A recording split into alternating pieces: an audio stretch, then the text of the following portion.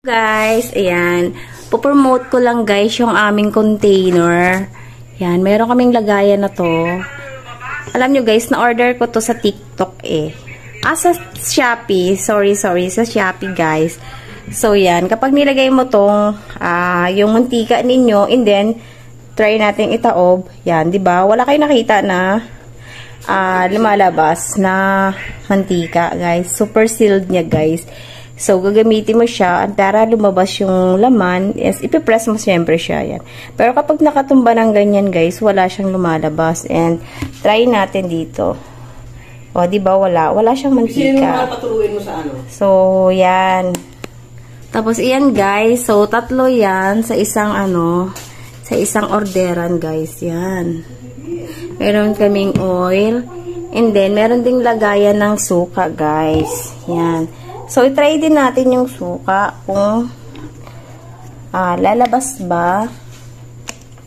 Ay, wala talaga siya guys. So, try natin i-press. Ayun. So, ayun guys. So, ayan, yung suka. So, yan. Pero kapag tinaob mo siya, wala siyang lalabas. So, need mo talaga siyang i-press. So, napakaganda ng container na to guys. Yan, yan. And then, oh my goodness. What's this? Apakaloko. Ito talaga guys, yung bet ko. Toyo.